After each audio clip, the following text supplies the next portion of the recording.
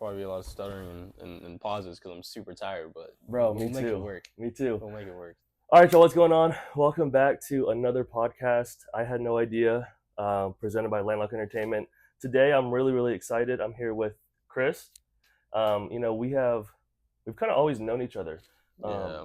You're my sister's grade. Yeah. So growing up, I used to watch this guy kill it on the soccer field. I really wanted to have you on just because you're someone you've done a lot. You've been through a lot. I've seen your stories. I've obviously talked.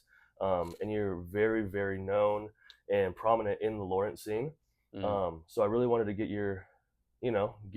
pick your brain and hear what you've been through. And I know there's probably a lot that I don't know that I would love to know about you. Yeah. Also, let me get my other phone for a timer because I always have that just so we both know what time. Yeah.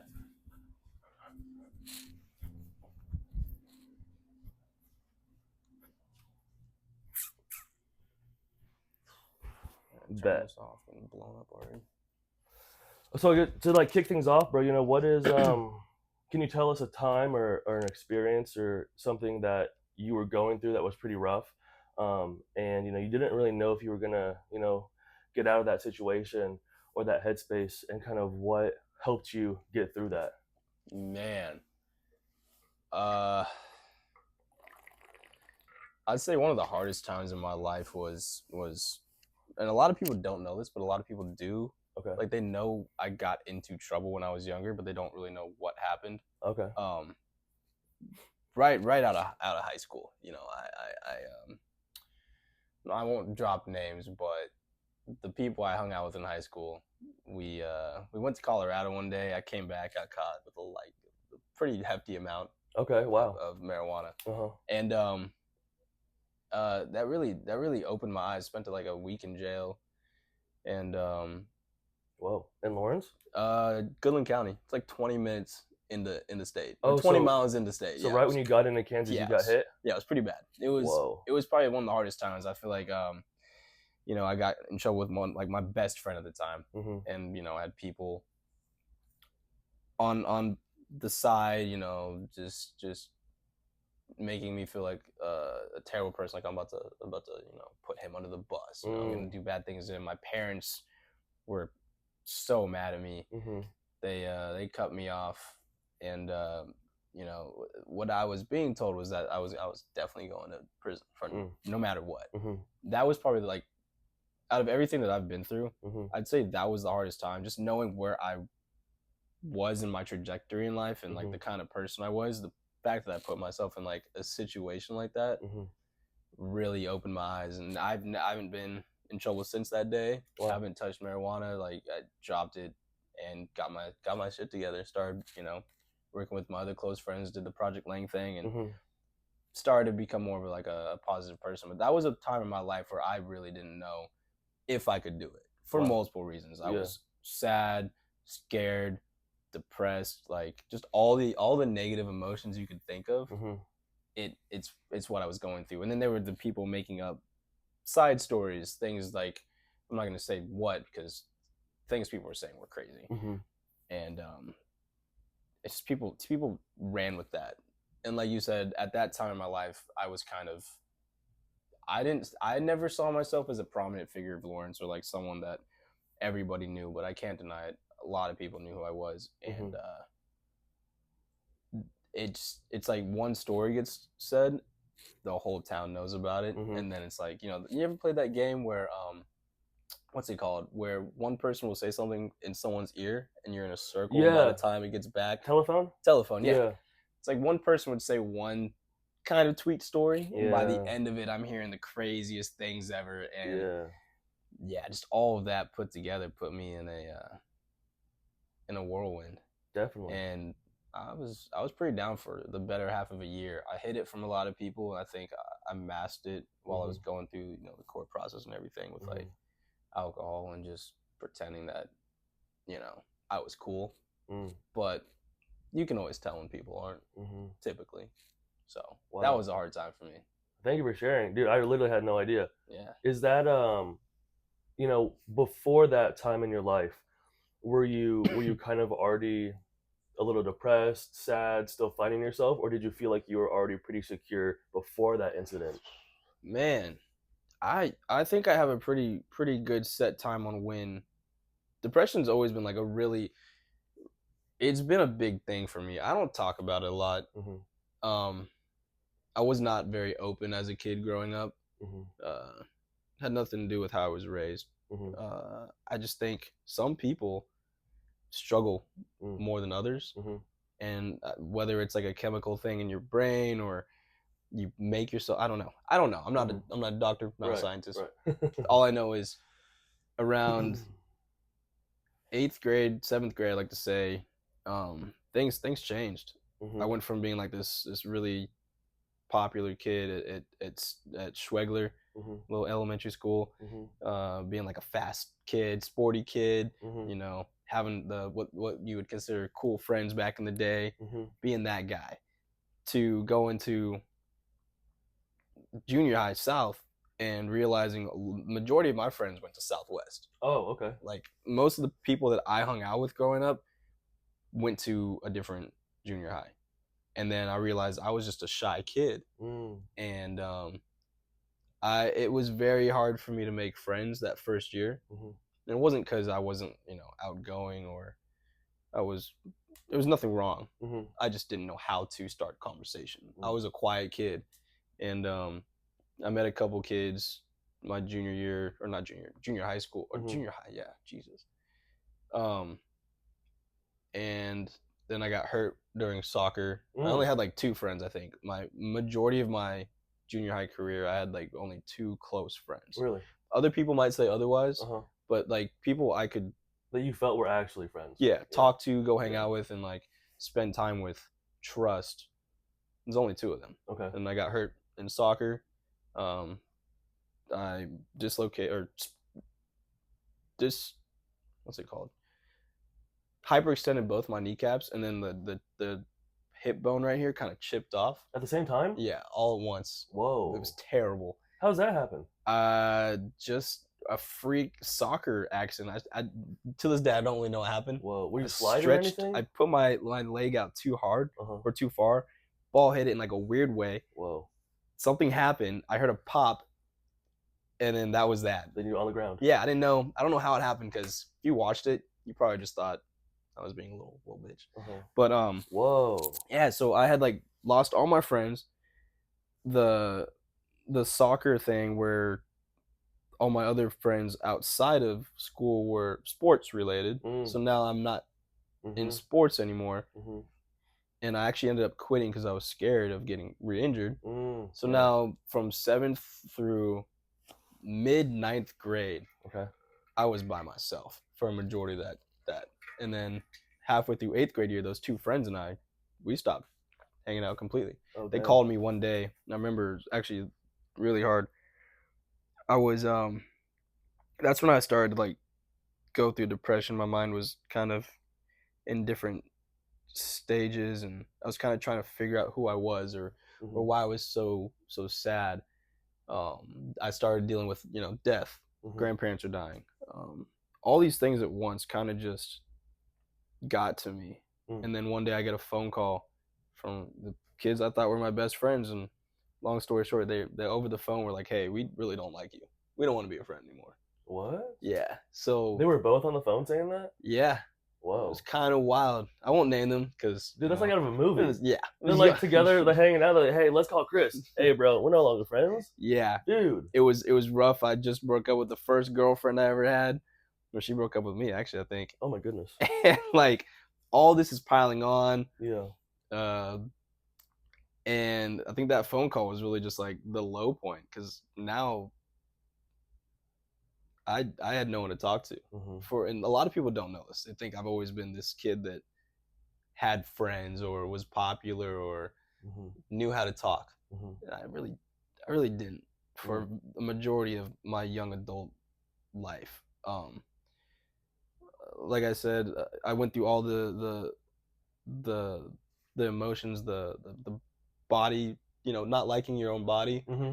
for seventh till ninth grade. Mm. Wore jeans every day, even in the summer. Dang. I remember one day I wore shorts for the first time. It was like a winter day. It was the weirdest day for me to wear shorts. It's cold as hell, Uh-huh. ashy.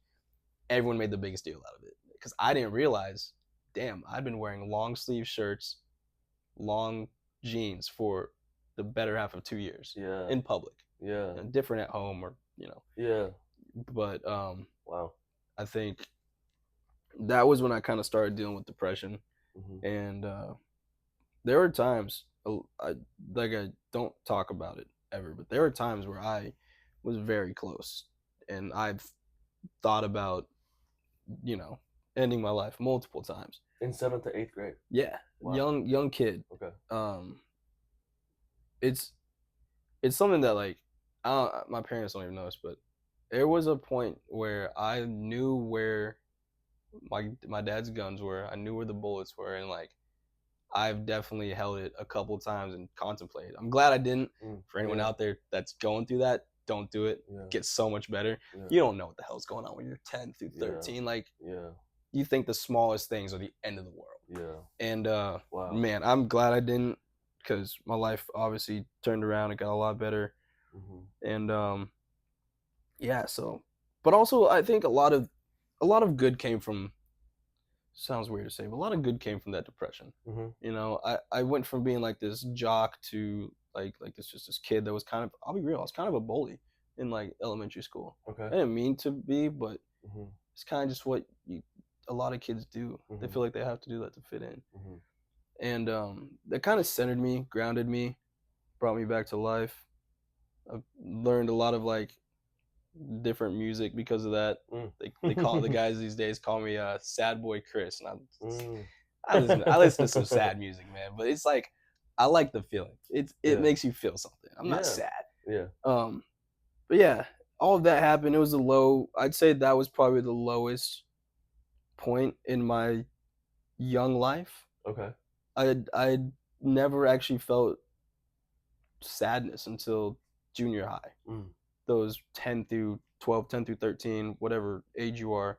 Mm-hmm. And then I met my best friend, Paul, best friend, coolest guy. Like when I met him, he just transferred from like I think Baldwin or something. Okay. And it's our 9th grade of junior high. And I don't know how. I think maybe they like paired me with him on something, or you know how like a new kid will come to school and they have like someone that shows them around. Yeah. I don't think I was the one that showed them around, but I think the person that was showing them around introduced us. Yeah. And then we just kind of clicked. Cool. And then he took me into like this whole, different world. Mac Miller, going out and like just doing things, not just going to school, going home, playing video games, drinking Monster, being to myself. Yeah. Brought me from like this. I started to slowly become that outgoing kid again. Okay. So yeah. Wow, that's awesome. And then did he go to LHS?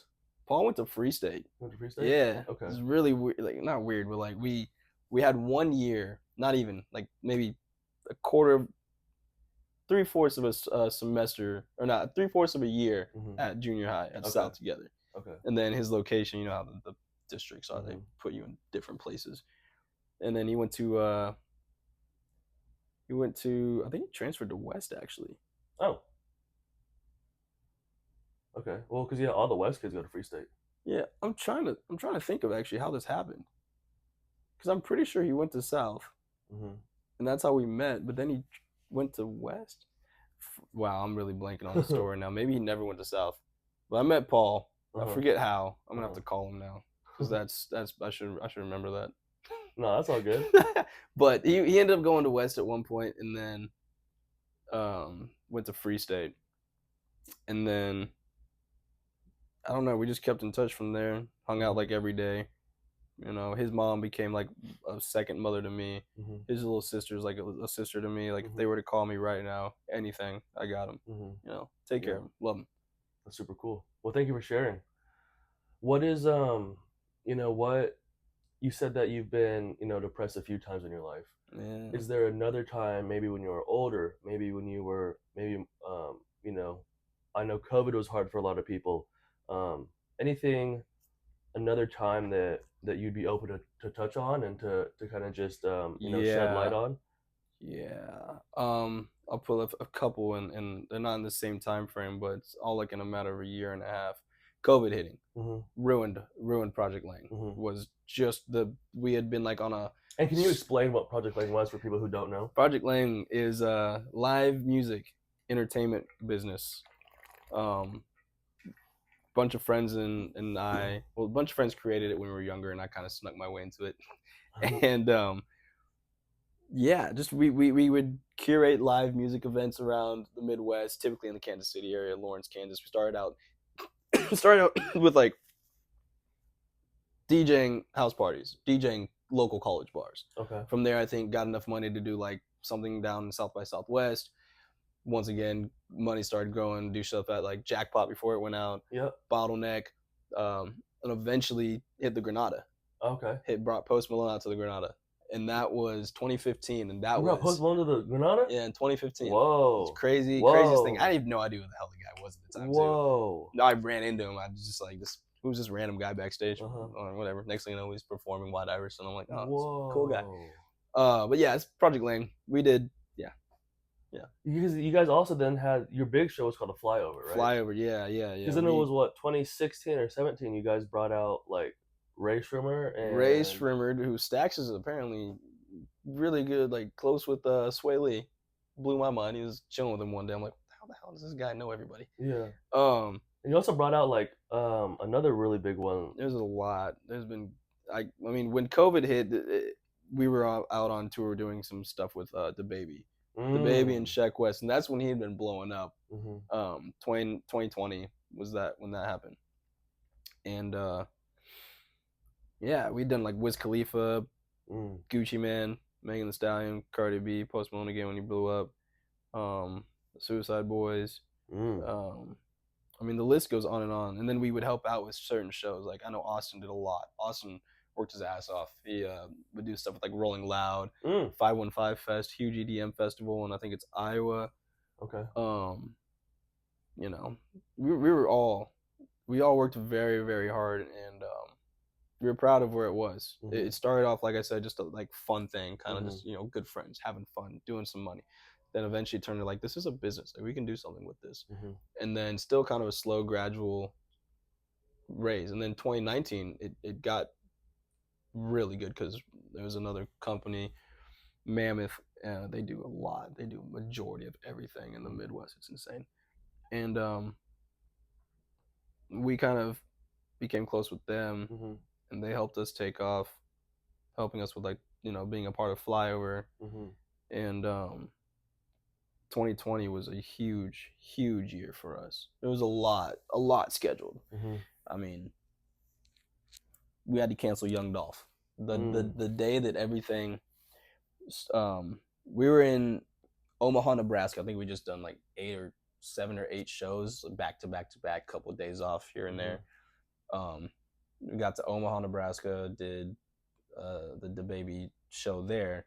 Woke up the next day excited because DaBaby went. I think it was going to like the West Coast to do some stuff over there, and I don't think we did anything in like those regions, like East Coast, West Coast. We stayed mainly to Midwest. And we had Young Dolph and Key Glock at Uptown Theater. Okay. And I was hyped about that. Like, something that people don't know about me is I'm very musically diverse. I emo, punk music, indie pop music, hip hop, R&B, 80s hair bands, like whatever it is, I'm gonna listen to it. You know, started slowly like country too, so it is what it is. But I was hyped about this show. One of my favorite artists at the time. And then we wake up and we're about to head back to Lawrence to then go to Kansas City, and one of the guys came out. It was like an hour went by, like a long time had passed. I'm like, why are we still here? And he was like, so we just had to cancel the Young Dolph show tonight. The mayor just said that there can be no more events of people or gatherings of people over 1,000. And this is like 10 a.m., 9 a.m. Because, you know, COVID cases are breaking out. They want to kind of decrease, you know, big events and gatherings. And then by the time we went from Omaha, Nebraska, back to Lawrence, it went from no more than 1,000 to no more than 25. And then the next day, everything shut down. And then, of course, Young Dolph ended up dying. Never got to see the guy. Depressing.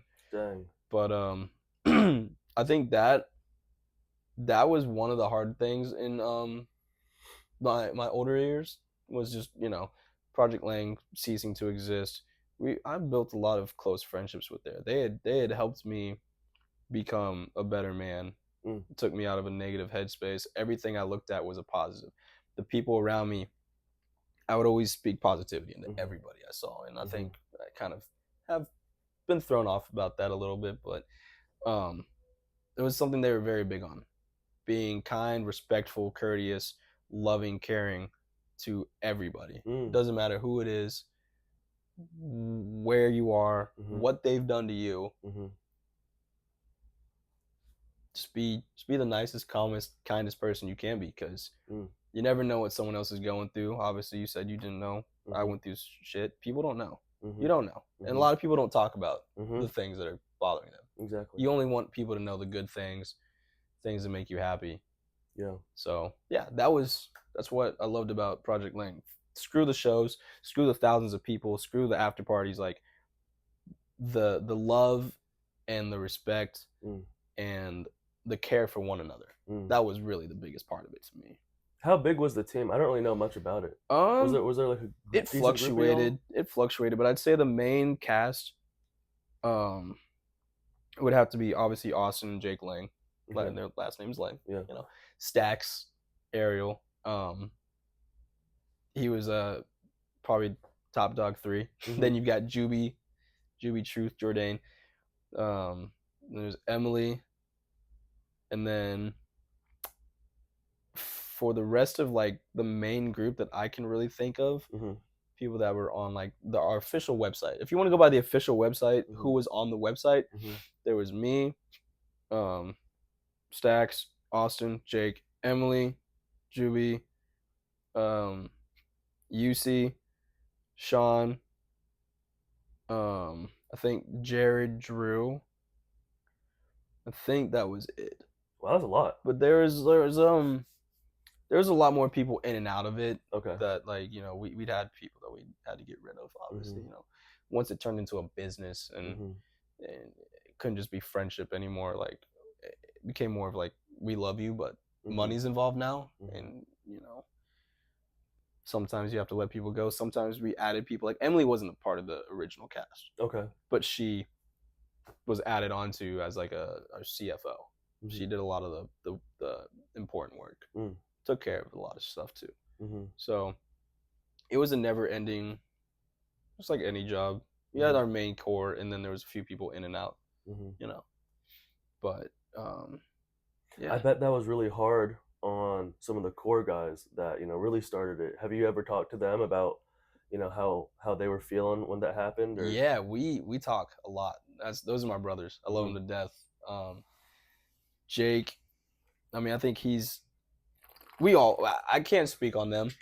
I also, I don't know if I can really say the private conversations we had, but it hit everybody pretty hard. Yeah. Sean's like my brother, the closest one to me. I met him through Project Lang because he was good friends with them. And for some reason, when he came into it, we clicked closer than any of the other ones. Like, to this day, if you call Sean and he says he was closer to anybody in that group than me, I might have to fight him, to be honest with him. But he love him to death. But I know he's gone through a lot of. I think it hit him the hardest. He's a really good kid with a really good head on his shoulders, but like I said, the emotions can really deter people from a lot. Yeah. But yeah, so that was hard when Project Lang had to be shut down, and then a couple months later, in August, actually, 8 days before my birthday, a close friend of mine took her life, and I think that I've lost a lot of people. I've had people kill themselves before. I've had people, get murdered. I've had people overdose, car wrecks, old age, everything in the book that you can think of. I've lost someone to, and eventually it numbed me. But for some reason, Kat, that's her name, Daisy, her death really affected me. I don't know if it was the time frame, everything that was going on, being Mhm. locked inside the house and everything. Mhm. But if you knew her, you'd know she was a very beautiful, kind, loving girl who went through a lot, Mm. a lot. I'm not gonna go into what Mhm. happened, but Mhm. if anyone wants to go check it out, there's a Netflix documentary. I'm not sure if it's still out there, but it's called, Whoa. yeah, it's what's it called? Like, I can always put it in the description. yeah, yeah, Dude, really? yeah. That's It's insane. some stuff happened. Is she your age? Yeah, she's my Is she age. from Lawrence? She's from Missouri, a small town in Missouri, Okay. I believe, and then got older and moved out to Colorado Springs. Okay. Um, she did like tattoos and she did some music stuff out there too. So Okay. when we would go out there, meet up with her, hang out, you know, chill. But that hit me hard. And then I think I went through, this is corny as hell, but I went through my first real like love Mm. like heartbreak, like Mhm. breakup. Like I was with this girl for majority of 3 years. Mm. COVID hit. She went back to Texas. I didn't know what the hell was going on in my life, and I Mhm. was not moving to Texas in the middle of a pandemic. Mhm. Tried long distance for a while, didn't work out, Mm. and that that was another thing that added on to the the depression at the older Yeah. age. So it was Project Lang, best friend's death, losing the girl I thought I was gonna spend my life with, Mhm. and then fast forward one more year. I'm celebrating, or I guess not celebrating, but going through the anniversary of my friend's death again. Mhm. And then 2 days later, I got a text from my sister, telling me that my mom had COVID and that she was dying. Oh man. Yeah. And then I think um, that was because my birthday's the 12th. Daisy died on the 4th. My mom, she ended up dying on the 10th. So every year now for the rest of my life, that week, and Mhm. people don't know. Some people know, Mhm. but that is like the hardest week for Mhm. me forever. Probably will be, Mhm. um, because it's not easy losing people, Mhm. but definitely your mother and your father. If Mm. you had a close relationship with them, or you know that they cared about you and did everything they could, Mhm. it it's not easy. No Yeah. matter what anyone says, it is not easy. Yeah. And you know, I had the 6th, I believe I was told my mom was dying. Terrible. I cried. On the 8th, they said she's doing a lot better. Oh. She might make it. She's breathing on her own again.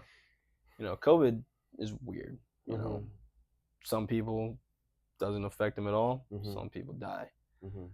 And then on the 10th, I got another phone call from my older sister. Um, and she told me that, that she was gone. And that because I was at work when that happened, Okay. and I'm not the kind of person to leave or walk away or show emotion in front of people, but that I went to my car and I Mhm. cried. Mhm. And then, you know, my friends were overseas, Mm. the close ones. At my birthday 2 days later. So that was, and it still is like one of the hardest things because I couldn't even get the strength to go to the funeral. I didn't even go to my mom's funeral, and I don't think I'll never live that down. I don't even know where she's buried, and that is a hard one for me. Always, yeah, because I always thought I was strong. Mhm. You know, I always thought I didn't need my mom, but you do, man. Yeah. There's nothing better than a mother's love, Yeah. and yeah, when she passed, that was the hardest thing. I had my own house. Mhm. I had a 2-bedroom place, and I slept on the couch for 2 weeks. Mm. I listened to the same music. I had, you know, um, it was dark. It was a really, really dark time for me, and I dealt with that pretty much on my own. I talked to Lucas, who was one of my best friends at the time, and he's one of the only guys out there that really knows how much that was affecting me. Lucas and Bobo, and they kept in touch with me. They always made sure I was good, even though they weren't here. Lucas was overseas, so I think Bobo was in Arizona. Mm. They called me. They always made sure I was good, always straight. I always told them I was, but hang up the phone, cry again, because Yeah. I just stopped thinking about it, and now I got to think about it again. And yeah, that is probably top top two, Yeah. maybe number one Yeah. on the life altering, emotionally Yeah. damaging moments in life.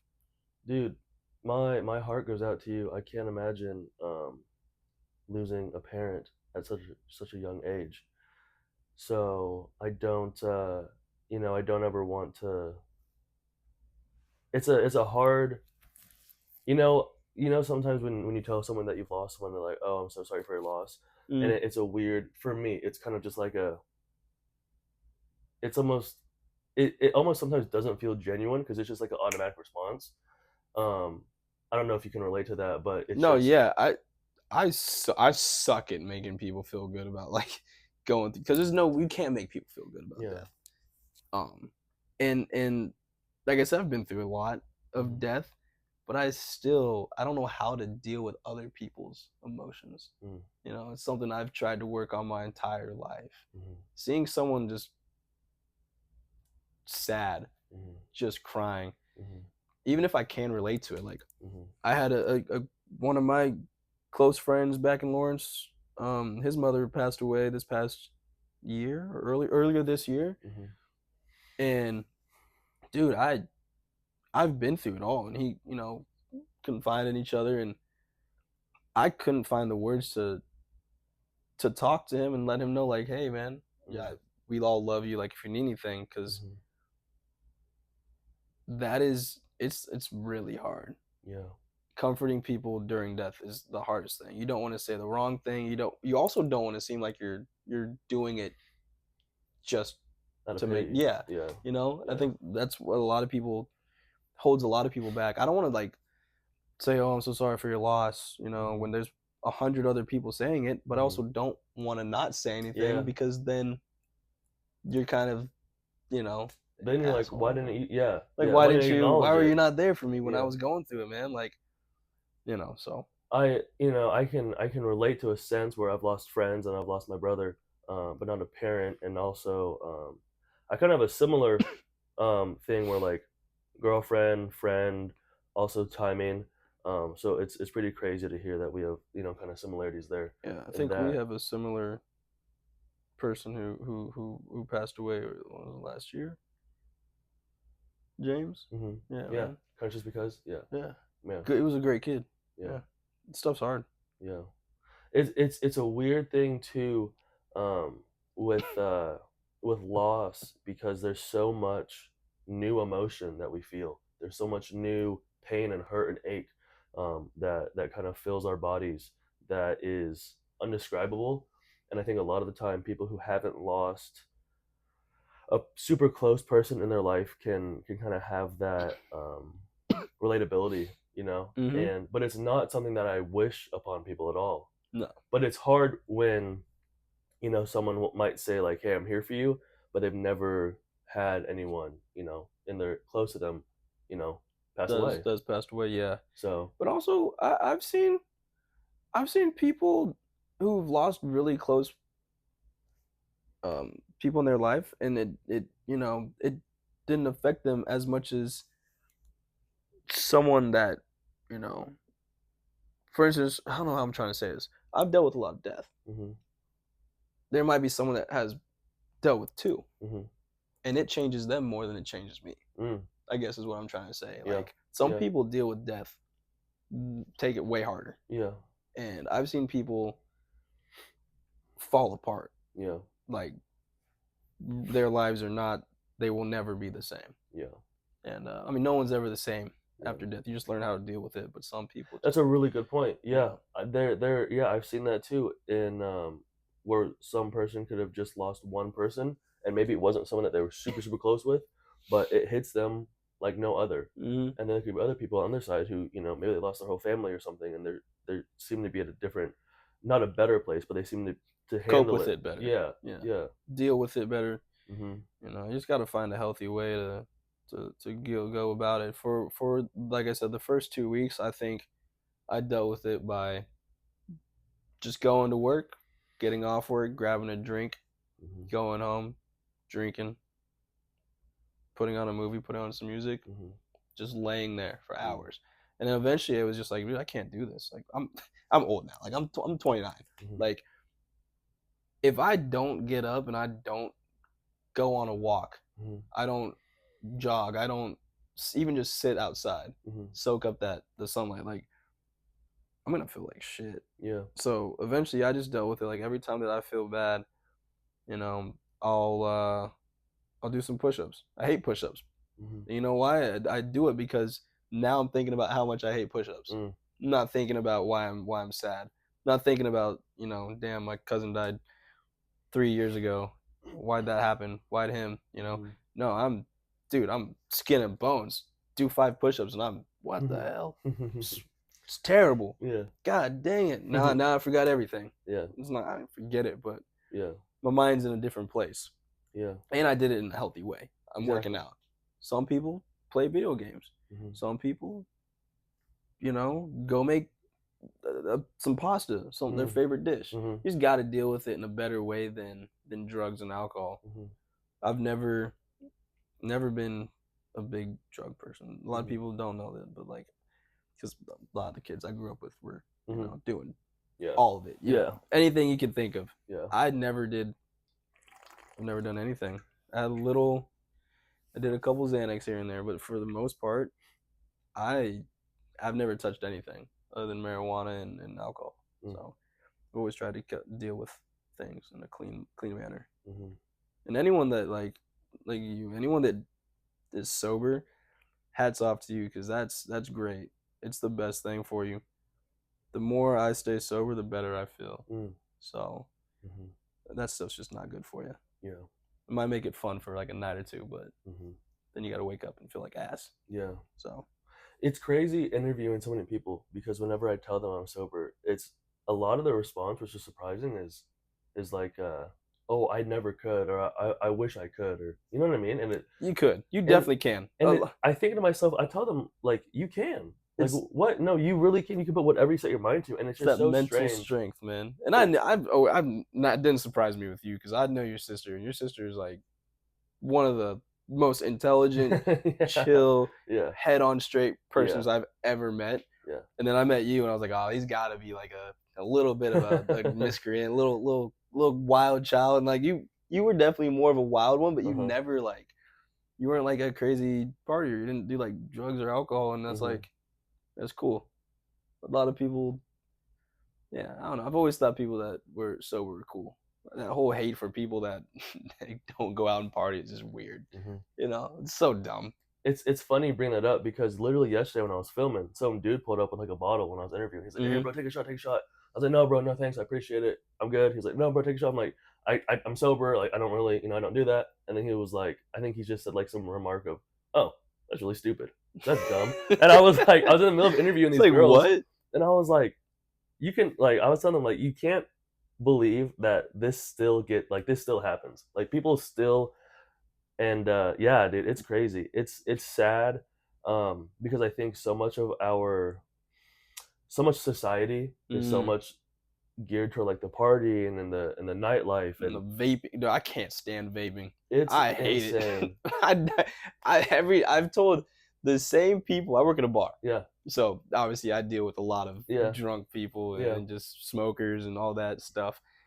And the amount of people that I've already told more than once Hmm. that I don't smoke Hmm. that still come up to me like, Chris, can I hit your vape? Yeah, Not even like, do you have a vape? Can I yeah, hit your vape? And I'm like, yeah, dog, I told you last week I don't smoke. yeah. Like, I don't have it. Like, have I? Yes, but I've been clean off of smoke for a very, very long time. I've Congrats. been off vapes since like I don't know. I think I did it in high school. That was really it. Really? Okay. Yeah, I thought it was cool. Yeah. That's really the only reason I did it. I Back was when I like had like thought it was those cool. bigger things and you had the big smoke clouds, like those ones. Yeah, no, actually, it was the little small skinny. The Jewel? No, it's like a weird fruity. Like one of the first ones? I think I was just smoking shit that no one else was Oh, smoking. I think I okay. had a buddy that worked at a smoke shop, and Uh-huh. I just was in there one day and I was like, Yeah. try this. Yeah. And then I just kind of kept smoking it. And I did it because it was the cool thing. Mhm. You know, at lunch, kids would skip out on lunch and go across the street, Lawrence High. Mhm. Did they do it when you were there? I didn't do it, but I knew about But it. like you know that Yeah, to the park or to the laundromat. there's that, and there's across, you know, the annexes. Mhm. I guess it's not an annex anymore because it's all connected. But Mhm.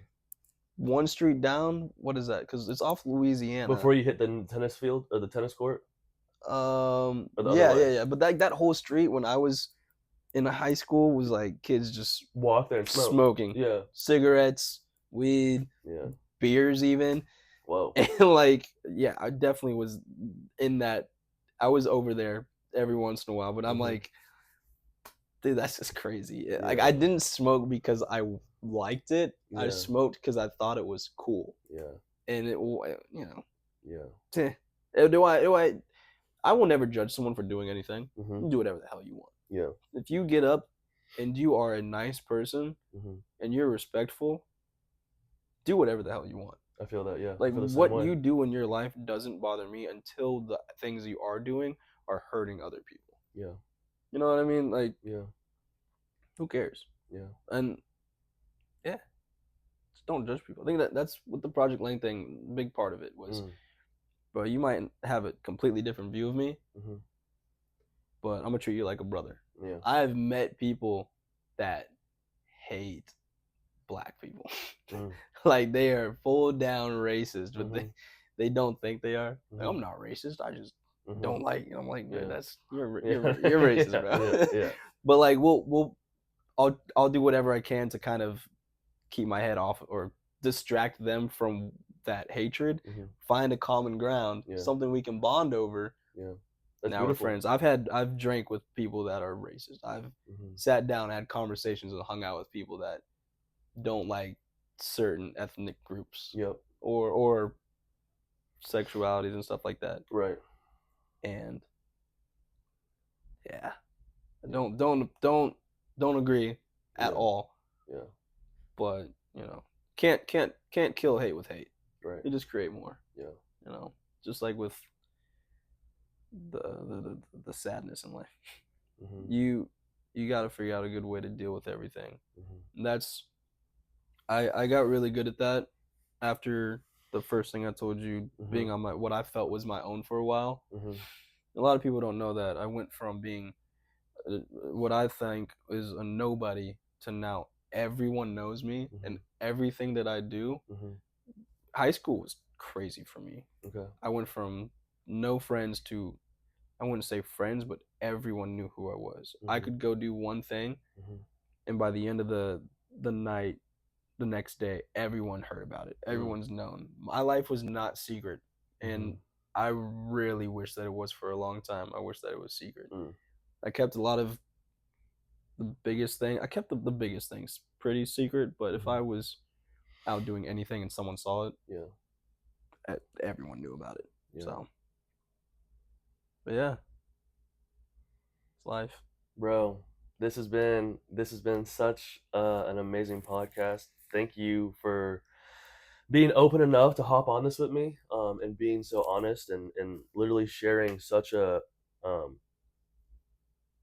deep part of who you are, and letting us see into that. And you've shown a lot of strength, bro. You are to be able to go through those things and still be a positive light and still be a good person and to still show and give love and positivity. That just shows that's the biggest thing to me, bro. So to learn more about you, it's been a privilege, and I'm just excited that we got to do this. Yeah, me too. And there's a lot. I am a huge book of experience in life, and I've been through a lot. In fact, I was thinking about it just now when you're doing the closing thing. I was like, damn, we didn't even go through my tattoos. And I thought about it.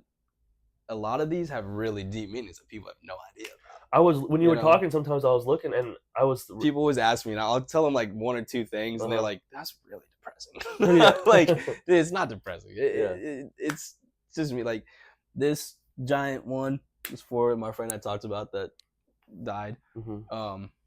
It's my dad's eye. He was killed. This is life is beautiful in Arabic. Ego over substance is basically saying be a good person over like if you look bad, but you're doing the right thing, who cares? Stop trying to be the coolest kid. Love yourself first. This is love is an essence of life. Got this for my grandmother that passed away, or my cousin's grandmother that passed away. And you got inked pretty early, right? Yeah, 18. I haven't had a tattoo in the past 5 years. Oh, really? Yeah. Whoa. Which is crazy for me. Whoa. Okay. Like, wow. A lot of these album covers are albums that I listened to when I was going through a lot of like the hardest times in my life. I thought some of those looked familiar. Yeah, things that kept me kind of grounded and kept me on.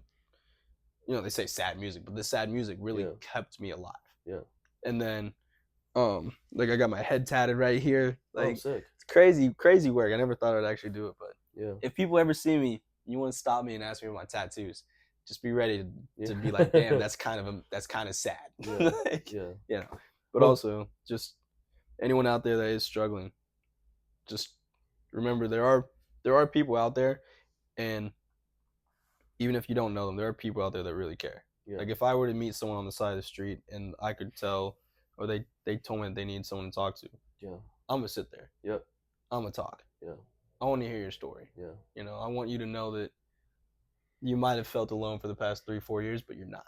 Yeah. There are people out there everywhere that care about you. Yeah. Just haven't met them yet. Yeah. So. Big shout out to Chris. He literally got off work at 4, probably had a quick nap, pulled up here, had to sit through traffic, and then he has to go back and then work and then come back later tonight. So, bro, really, thank you so much. Hey, man, it was a pleasure. Really means a lot. I'm proud you asked me to do it. And you can always, bro, the nice thing about how I set them up is like, I don't want super long ones, so it gives people the ability and the chance to come back and do other ones. We can always talk about other things. I'm always down, man. Whatever you want to talk about. If you ever want to just have a podcast about my experiences with the music industry, because those are some crazy fun stories. That, like, I've over the years after things have ended, I've started to kind of let these stories go out. But those are probably some of the highest highs people could even achieve, especially, bro. Yeah. Being in the Midwest, because we're so limited. You know what I mean? We brought a lot of music out here. I don't think a lot of people understand that. I don't think that you don't realize when you go to a show, look in the bottom right corner, see the companies that are bringing these fucking things out. Okay. Because there's a lot of small independent people out there that are making sure that you have the ability to see, I don't know, Sexy Red, I don't know, the artists that are big nowadays, and go to more shows, man. It doesn't matter who it is, how big it is. If you know the artist, if it's not your type of music, live music is the best thing ever. Yeah. It doesn't get much better than that. I'm excited. I'm going to my first rave. I've always wanted to go to a rave, but I think Halloween. I'm excited. I mean, it'll be fun. I'm not a rave kid. I've never liked rave music. Really? I've never been a big rave person. That's the one thing you don't like, rave music? Yeah, that's the one thing I steer away from. But like, we've done a couple rave shows, obviously, and I will say the people are some of the nicest people I've ever met. They are just living life, happy as hell. I can't get behind the music that much. Some of it's cool, but I don't know. I like to hear words. Yeah. I don't like to just electronic sounds. Yeah. It's cool, but people like it. Yeah. It's not my thing. Yeah. But people like it. Yeah. A lot of people like it. A lot of that's why I usually don't say anything, because everyone's like, what? You don't go to raves? No, dude, I work a lot. Yeah. And I just don't want to. Yeah. I'll go with some friends if they ask me to. I'll play the part. I want you gotta learn how to love everything. Or at least enjoy what you're doing. Or else no one's gonna invite you to go do anything. Facts. No one wants to bring the person that's always the Debbie Downer. Facts. But yeah. Dude, that was great. Always. That was really great. Yeah. I really appreciate it. I really appreciate it. Like I said. Oh, kind of just because.